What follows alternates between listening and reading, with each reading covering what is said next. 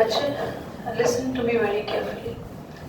I think you are well aware of Nernst equation, which is E cell is equal to E naught cell minus 0.059 upon N, form of oxidation minus reduction. Remember?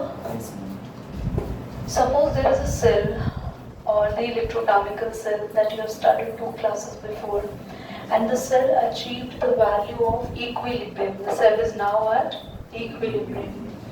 If the cell is in equilibrium, all the cathode and the anode reactions are in equilibrium. So what will happen? Listen very carefully.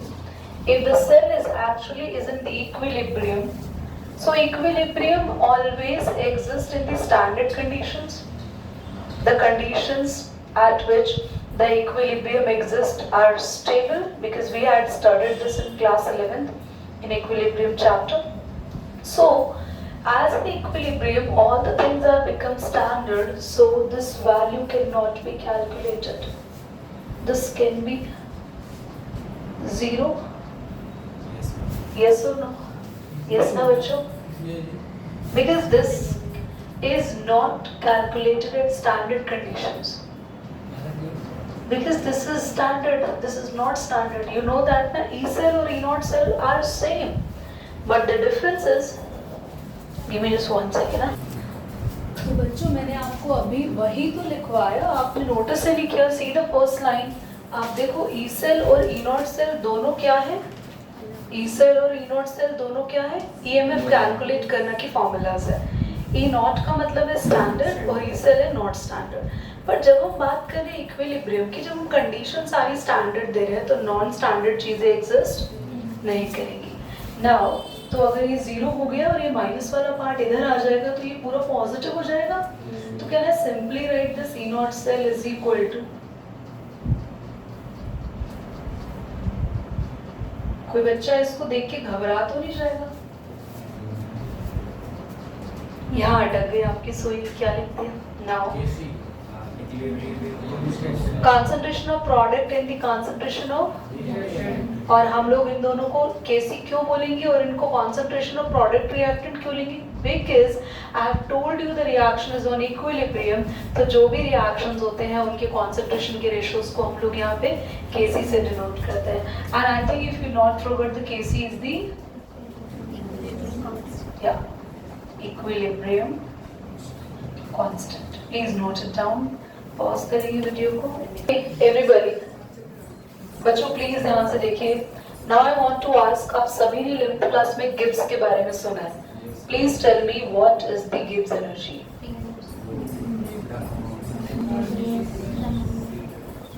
I got the answer. मैं बता रही हूँ, तुम लोग को कुछ याद नहीं. Now I am personally demotivated by thought, so I don't want to motivate you more. So kindly learn the things. So class, what is the Gibbs energy? The maximum energy there retained in the surrounding that is used to perform a particular work. आपके पास यहाँ आसपास बहुत सारी energy है, but आप उस energy में से कितना % एनर्जी को यूज कर रहे हैं किसी भी वर्क को परफॉर्म करने के लिए. That is called the Gibbs energy. The Gibbs energy is the energy utilized to perform a particular work. और अब हम पढ़ते हैं कि Gibbs energy change यानी del G and E naught cell के बीच में क्या रिलेशन है. बच्चा del G क्या होता है? Maximum work. मैंने कहा था ना, किसी भी वर्क को करने के लिए जो भी मैक्सिमम एनर्जी होती है W max के इक्वल है. एंड del G की वैल्यू होती है minus NF E naught cell. What is F? F is the Faraday constant. इनकी वैल्यू होती है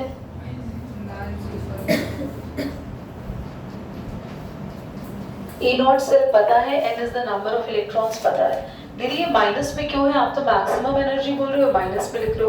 हम सब ने 11th में पढ़ा था, जब del G नेगेटिव में होता है the work is spontaneous. वो वर्क अपने आप होते हैं. तो अगर डेल जी को आपने पॉजिटिव रख दिया तो वो वर्क अपने आप नहीं हो रहा है, दैट मीन्स एनर्जी हमें खुद से देनी पड़ रही है। और जब डेल जी 0 हो जाए तो काम ही खत्म हो गया, फिर तो कोई वर्क ही नहीं हो रहा, ना रिएक्शन जा रही है बैकवर्ड ना रिएक्शन जा रही है फॉरवर्ड, दैट मीन्स रिएक्शन आ गई है इक्विलिब्रियम में। कुछ याद आया पुराना? वापस आता। देखो बच्चों, एक आप लोगों को याद है आपने डेल जी के बारे में पढ़ा था minus R T L N K C कुछ, फिर हम लोग अगर एल एन की जगह लॉग लिखेंगे माइनस 2.303 आर टी लॉग के सी, कुछ याद आया? तो ये एक और वैल्यू होती है, कुछ और नई वैल्यू नहीं है, इस ई नॉट सेल से मिलके बनी है, बट अभी हम इसके बारे में नहीं पढ़ रहे कैसे बना फॉर्मूला, बट दो फॉर्मूलाज है एल जी के आपको, and you must keep on remember, kindly note it down. Electrolytic tank, electrolysis कर लो अभी।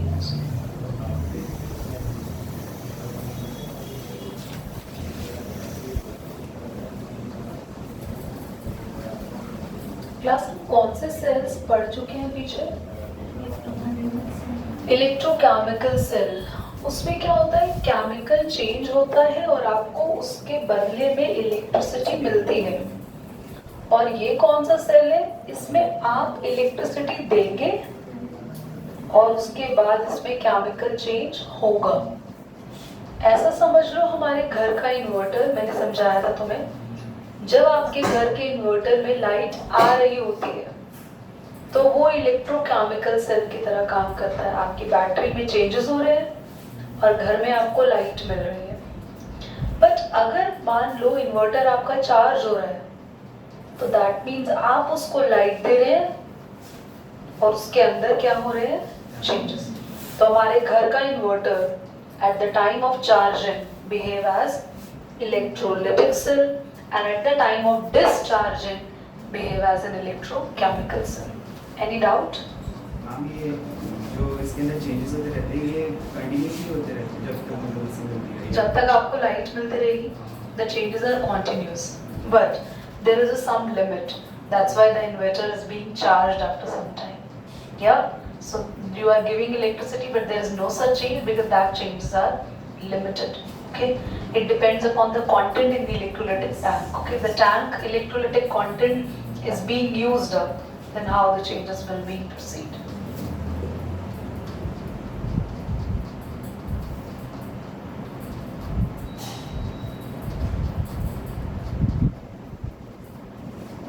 एक ही टैंक में लगे होते हैं आपके एनोड और cathode, they both are in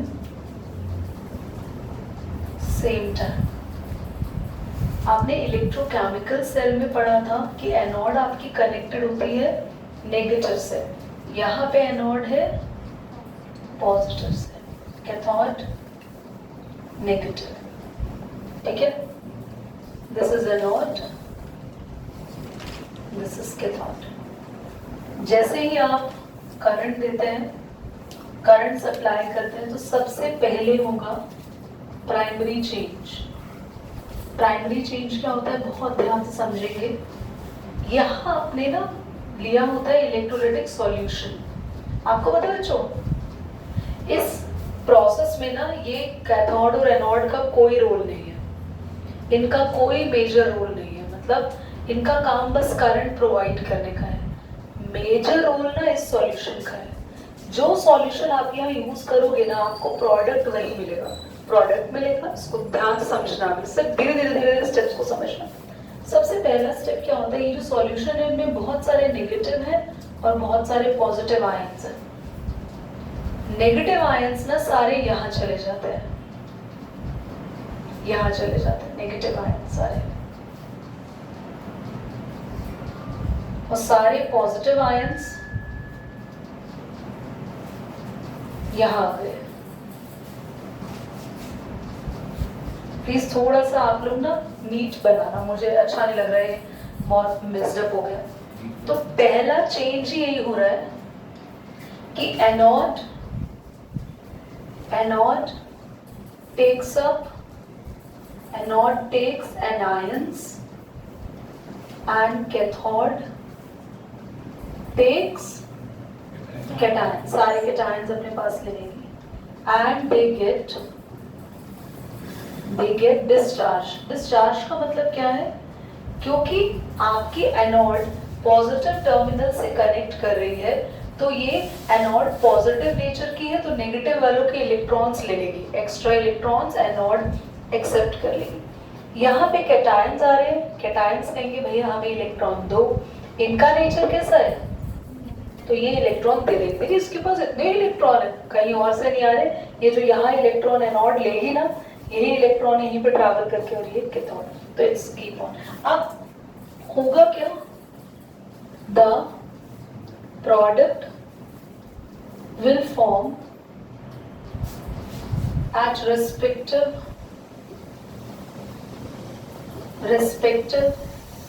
electrons. बच्चों मैंने अभी आपको एक चीज बोली थी कि एक टॉपिक है आपका प्रोडक्ट ऑफ इलेक्ट्रोलिसिस, मैंने बोला ये हम सबसे लास्ट में करेंगे, तो ये यही है बच्चों जिसमें हम सेकेंडरी, ये सेकेंड स्टेप में क्या हो रहा है आपका सेकेंडरी चेंज। सेकेंडरी चेंज में ना हम ये पढ़ेंगे कि आपको प्रोडक्ट क्या मिला, जो आयंस उठ के एनोड पे गए थे और जो आयंस उठ के कैथोड पे गए थे तो उन्होंने क्या प्रोडक्ट बनाया। तो एक बार हिंट देते हैं, आपके पेपर में ऐसा क्वेश्चन आएगा, aqueous HCl नहीं, aqueous copper sulfate with graphite electrode is being electrolyzed. What are the product you obtain at anode and cathode? तो क्वेश्चन ऐसा आएगा कि हम इलेक्ट्रोलिटिक टैंक में जो सॉल्यूशन ले रहे हैं वो पता है, आपको आपके इलेक्ट्रोड्स पता है क्या है, और आपसे पूछा जाएगा कि बताओ आपको तबीयत ठीक नहीं लग रही क्या, कुछ गड़बड़ लग रहा है ना मामला, अभी आपसे बात करेंगे पॉज करके। तो आपसे पूछा जाएगा कि once the current will be given, what are the products at the end will be formed। तो आपको लिखनी पड़ेगी इस वाले सेल की एनोड रिएक्शन, इस वाले सेल की कैथोड रिएक्शन, और आपको लिखना पड़ेगा कि दोनों पर क्या प्रोडक्ट बनेगा। तो ये प्रोसेस देखने में तो बड़ा डिफिकल्ट लग रहा है, हम कैसे लिख पाएंगे, but don't worry, I will give you the super easy tricks जिससे आप कोई भी क्वेश्चन कर देंगे। पहले बताओ ये समझ आ गया आपको अच्छे से, कोई डाउट तो नहीं? अच्छा दोबारा से, सबसे पहले हम इसको करंट देंगे, करंट देते ही हमारा जो पूरा सॉल्यूशन है वो क्या हो जाएगा, चार्ज, सारे चार्जेस उसके मूव करने लग जाएंगे, नेगेटिव एनायंस के पास चले गए, पॉजिटिव कैटायंस के पास चले गए, वहां जाके वो डिस्चार्ज हो जाएंगे, और डिस्चार्ज होने के बाद अलग अलग प्रोडक्ट हमें ऑब्टेन होंगे। हो सकता है यहाँ हाइड्रोजन गैस निकल रही हो सकता है सॉलिड कॉपर बन रहा हो सकता है यहाँ पर क्लोरीन गैस निकल रही हो, तो अलग अलग प्रोडक्ट्स फॉर्म होंगे। प्रोडक्ट्स कैसे फॉर्म होते हैं वो हम एंड ऑफ द टॉपिक पढ़ेंगे, पॉज करो, नोट करो। फेराडे के दो लॉ है। फेराडे ने बोला, देखो बच्चों ये तो ऑब्वियसली समझ में आ रहा है कि सेल तब काम कर रहा है जब हम इलेक्ट्रिसिटी दे रहे हैं, तो इतना तो क्लियरली समझ में आ गया कि सेल का जितना काम है, जितना वर्क है, वो डायरेक्टली प्रोपोर्शनल है क्यू यानी चार्जेस के, जितने चार्जेस आप सप्लाई कर रहे हो, charges in the form of electricity. हाँ, इसके बाद अगर हम साइन हटाते हैं तो हमें मिलता है Z। Z is called the electrolytic equivalence, या फिर हम सीधा इसे प्रोपोर्शनैलिटी कांस्टेंट भी कहते हैं। आप सबको पता है क्यू का एक फॉर्मूला फिजिक्स में पढ़ा है, I into T, तो हम W is equal to Z I into T, ठीक है, ये फॉर्मूला आपके पास एक रेडी हो गया, आप इसको यूज कर सकते हो whenever there is requirement। Q जो होता है ना, इसको हम NF से भी डिनोट करते हैं। एक और फॉर्मूला आपके सामने आए, N is the number of and F is the Faraday। दीदी हमें ना ये समझ नहीं आया कि आपने ये क्या क्यों लिखवाया। जितना आप इस पूरे के पूरे सेल को इलेक्ट्रिसिटी दे रहे हैं, जितने जो चार्ज है यहाँ पे, वो चार्जेस अगर आपको निकालना हो तो आप कैसे पता लगा सकते हो? आप पता कैसे लगाओगे? आपको बस ये पता लगाना है कि एनोड और कैथोड पे जो रिएक्शन हुई उसमें कितने इलेक्ट्रॉन्स का इंटरचेंज हुआ, और जितने इलेक्ट्रॉन्स का इंटरचेंज हुआ बस उसको आपने F से मल्टीप्लाई कर दिया, तो आप उस पूरे प्रोसेस का Q कैलकुलेट कर सकते हो। समझ में आया? क्लियर?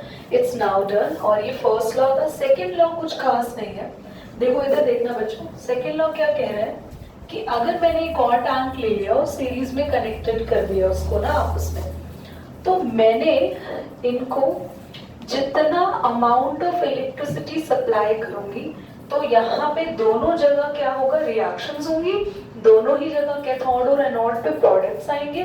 कैथोड एनोड पे ना क्या होता है, या तो कोई गैस इवॉल्व होती है या फिर कोई चीज यहाँ आके कैथोड पर या एनोड पर स्टिक हो जाती है, चिपक जाती है, उसे केमिस्ट्री में कहते हैं डिपोजिट होना।